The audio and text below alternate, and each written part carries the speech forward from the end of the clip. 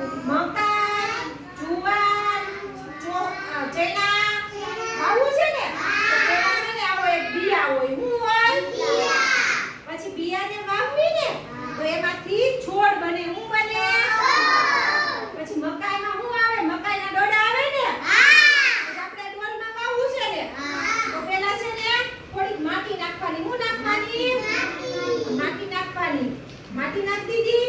પછી એની અંદર આપણે છાણ હોય ને, છાણ સુકાઈ ગયેલું ઈ આ નાખવાનું. હા નીચે આમ નાખી અને પછી અંદર છે ને આ દાણા નાખવાના. નાખી દીધા. પછી એની ઉપર પાછી માટી નાખવાની.